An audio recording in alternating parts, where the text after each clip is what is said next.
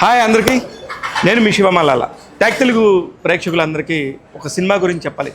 ఎందుకు ఈ సినిమా గురించి పర్టికులర్గా ఇలా చెప్తున్నానంటే, కొన్ని సినిమాలకి కొంతమంది హీరోలకి ఆ స్టార్డమ్ అనండి, ఆ ఇమేజ్ అనండి ఎప్పుడు ఒకేలా ఉంటుంది. వాళ్ళు పవర్లో ఉన్నా పవర్లో లేకపోయినా.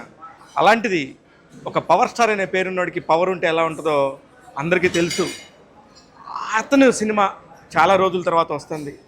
ఒక 3 సంవత్సరాల క్రితం ఒక బ్రో అనే సినిమా వచ్చింది. ఆ తర్వాత మళ్ళీ సినిమా చేయలేదు. అందరూ కూడా ఎదురు చూస్తున్నారు. అతనికంటూ ఒక ప్రత్యేకమైన ఫ్యాన్ బేస్ ఉంది. ఈ ఫ్యాన్ బేసు ఇదంతా కూడా ఉండి అతని సినిమా కోసం రాక ఎదురు చూస్తున్నప్పుడు పరిస్థితుల కారణంగా, రాజకీయం కారణంగా ఆయన ఇండస్ట్రీలో లేనప్పుడు స్టార్ట్ చేసుకొని మధ్యలో ఆగిపోయి మళ్ళీ ఇది వస్తుందా రాదా అనుకున్న టైంలో రేపొద్దున జూన్ 12వ తారీఖున ప్రపంచవ్యాప్తంగా విడుదలవుతుంది. అనేక భాషల్లో ఒక పాన్ ఇండియా లెవెల్లో రిలీజ్ అవుతుంది. ఒక మార్కెట్ క్రియేట్ చేసింది. అలాంటి ఒక సినిమాకి సంబంధించి ఒక అప్డేట్స్ వస్తుంటే అంటే ఎవరికైనా క్యూరియాసిటీ ఉంటుంది. అలాంటి టైంలో పవన్ కళ్యాణ్ గారు ఈరోజు ప్రెస్ మీట్కే రాలేదు. కానీ ఒక పక్క నేషనల్ మీడియా అంతా వచ్చింది, ఒక పక్క లోకల్ మీడియా వచ్చింది. అందరూ కూడా సంభ్రమాశ్చర్యాలకు గురైపోయారు. దేనికంటే ఆ వచ్చిన ఎలివేషన్కి కానీ ఈ సినిమా ఎప్పుడెప్పుడు రిలీజ్ అవుతుందా అని చెప్పేసి ఒక ఉత్సాహం అందరిలో ఉండింది. ఆ సినిమాకి సంబంధించిన టీం అందరూ కూడా మాట్లాడుతూ ఎంతో ఉద్వేగానికి లోనే. ముఖ్యంగా కీరవాణి గారి గురించి మాట్లాడాలి. ఆయన ఇన్ని సంవత్సరాల ఎక్స్పీరియన్స్లో మొదటిసారిగా చేస్తున్న సినిమా పవన్ కళ్యాణ్ గారితో కాంబినేషన్తో. ఆయనకి ఆస్కార్ అవార్డు వచ్చిన తర్వాత ఇలాంటి ఒక పెద్ద సినిమా, ఒక పెద్ద స్టేజ్ దొరికితే ఆయన ఏ రేంజ్లో విజృంభిస్తాడో తెలియజెప్పే సినిమానే ఈ సినిమా. ఆయన మొదట మాట్లాడుతూ పవన్ కళ్యాణ్ గారి గురించి ఒక మాట అన్నాడు. ఆయన నిప్పు లాంటివాడు.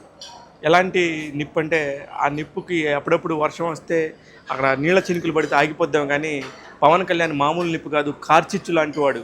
ఈ కార్చిచ్చు మాత్రం ఎక్కడ ఆగదు. ఎన్ని అవాంతరాలు వచ్చినా సరే అది వెలుగుతూనే ఉంటుందని చెప్పాడు. అలానే పవన్ కళ్యాణ్కి మనందరికీ కూడా ఆగ్రహం ఉంటుంది, కానీ పవన్ కళ్యాణ్కి ధర్మాగ్రహం ఉంటుందని చెప్పి అసలుకి ఎంతో మైమర్పించే విధంగా ఒక స్పీచ్ని చెప్పాడు.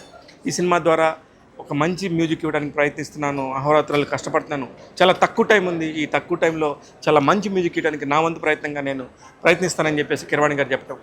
ఎంతో కాలంగా వేచి ఉన్న ఒక తరుణం ఏఎం రత్నం గారు, భారతదేశం గర్వించదగ్గ నిర్మాత. ఆయన సినిమాలకు సంబంధించి ఇప్పుడు ఈ సినిమా వస్తే ఆయనకి అన్ని రకాలుగా, ఆయన ఫైనాన్షియల్గా కానీ, ఆయన సినిమాలు మళ్ళీ నెక్స్ట్ సినిమాలు రావడానికి కానీ ఎన్ని రకాలుగా దోహదపడుతుందని చెప్తూ ఆయన చెప్పిన స్పీచ్ చాలా బాగుండింది. ఏదేమైనా కూడా హరిహర మల్లు అతి త్వరలోనే జూన్ 12వ తారీఖు ప్రతి ఒక్కరూ ప్రేక్షకుల ముందుకి వస్తుంది అనే సంగతిని తెలియజేయడం కోసం మాత్రం ఈ ప్రెస్ మీట్ పెట్టారు తప్ప వేరే కాదు. పవన్ కళ్యాణ్ చరిష్మా, పవన్ కళ్యాణ్ గారు లేకపోయినా కూడా ఏ విధంగా ఉంటుందో మీరు ఇవన్నీ కూడా చూడొచ్చు. ఒకసారి ఇది స్టేజ్ అంతా కూడా ఒకసారి చూసుకుంటా వెళ్ళిపోతే పవన్ కళ్యాణే కాదు, ఆ పక్క దర్శకుడు జ్యోతికృష్ణ గారు మాట్లాడినా కూడా, ఈవెన్ ఆ సినిమాలో పనిచేసిన ఇప్పుడు పర్టికులర్గా ఒక పాట రిలీజ్ చేశారు. ఆ పాటని ఎవరైతే లిరిక్ రాశారో రాంబాబు గోశాల గారు, ఆయన కూడా ఎంతో ఉద్వేగంతో మాట్లాడారు. ఇలాంటి ఒక మంచి అవకాశం వచ్చినందుకు, ఇంత గొప్ప సినిమాలో నాకు అవకాశం కల్పించిన జ్యోతికృష్ణ గారికి వీళ్ళందరికీ కూడా ధన్యవాదాలు తెలుపుకుంటానని చెప్పి ఇలా అనేక విషయాలు మాట్లాడారు. చాలా ఇంట్రెస్టింగ్గా జరిగింది. ఈ జూన్ 12వ తారీఖు ప్రేక్షకులందరూ ఎదురు చూస్తూ ఉన్న హరిహర వీరమల్లు మీ ముందుకు రానుంది. అప్పటిదాకా అందరూ వెయిట్ చేస్తూ ఉండండి. ఇప్పటి నుంచి స్టార్ట్ అయిపోయింది. పవన్ కళ్యాణ్ సినిమా ప్రమోషన్స్ అనేవి స్టార్ట్ అయిపోయాయి, నెక్స్ట్ లెవెల్లో జరగబోతున్నాయి. భవిష్యత్తులో మనం ఊహించని ఒక లీడర్తోని ఆయన స్టేజ్ పంచుకొని ఎక్కడో యూపీలో ఒక స్టేజ్ ప్రోగ్రాం చేయబోతున్నారు. అది రసవత్తరంగా ఉండబోతుంది. భారతదేశం గర్వించే ఒక ముఖ్యమంత్రి అతను. పేరు మాత్రం ఇప్పుడు చెప్పను, అది అతను సస్పెన్స్. ఆ యూపీలో ఇలా జరిగే ఒక కార్యక్రమం అతి త్వరలో జరగబోతుంది. దాని అందరికి కూడా దేశం మొత్తం కూడా దానికోసం ఎదురు చూస్తూ ఉంటుంది. చూస్తూనే ఉండండి. Till then I'm Shiva Mallala, tag Telugu YouTube channel నుండి.